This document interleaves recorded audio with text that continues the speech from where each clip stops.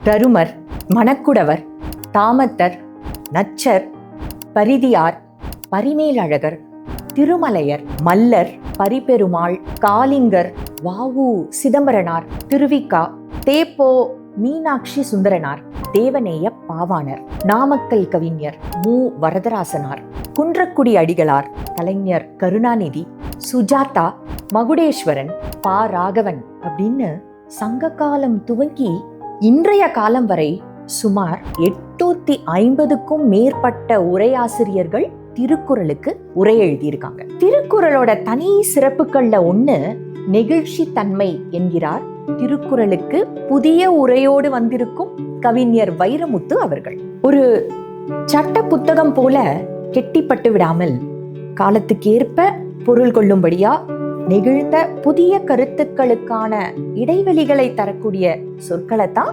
வள்ளுவர் பயன்படுத்தியிருக்கார். அந்த வகையில வள்ளுவர் மறை வைரமுத்து உரை என வந்திருக்கும் திருக்குறளுக்கான புதிய உரையும் காலத்துக்கேத்த புதிய சிந்தனைகளை கொண்டிருக்கிறது. ஆபயன் குன்றும் அறுதொழிலோர் நூல் மறப்பர் காவலன் காவான் இனின்.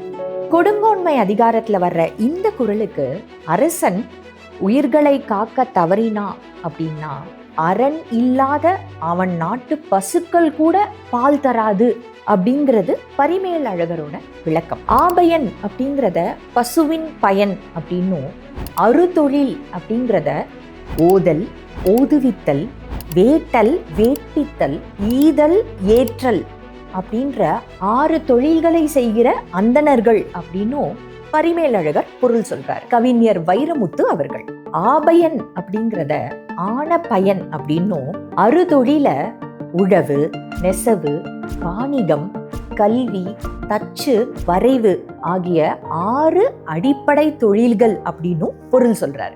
ஒரு அரசன் முறைப்படி குடிகளை காக்கல அப்படின்னா அவன் நாட்டுல வழக்கமா ஆகி வரும் பயன்கள் குறைந்து போகும். நம்ம வாழ்க்கைய இயக்கிற அடிப்படையான 6 தொழில்களும் மறந்தே போகும் அப்படின்னு புது விளக்கம் தர்றாரு.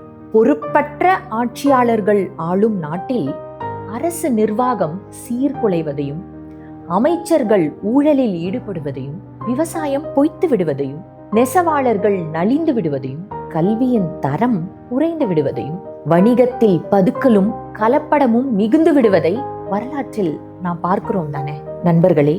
குறளின் ஆழத்தையும் விரிவையும் உலகெங்கும் கொண்டு சேர்க்கும் விதமா சர்வதேச ஆன்லைன் பேச்சு போட்டிக்கு சிறியவர் முதல் பெரியவர் வரை காட்டுற ஆர்வம் எங்களுக்கு ரொம்ப உற்சாகத்தை கொடுக்குது. அள்ளக்குறையாத அமுத சுரபியான குறளை அடுத்த தலைமுறைக்கு கடத்த துடிக்கும் யான் அறக்கட்டளையின் பணியில் உங்களையும் இணைத்துக் கொள்ளுங்கள். இன்றே போட்டியில் கலந்து கொள்ளுங்கள். இந்த போட்டியை பத்தின லிங்க் நம்ம டிஸ்கிரிப்ஷன்ல கொடுத்திருக்கோம். கூடுதல் விவரங்கள் தெரியணும்னா அதை பார்த்து தெரிஞ்சுக்கோங்க. இணைந்திருங்கள் யான் தமிழுடன். உயர்வாய் அறிவால். நன்றி.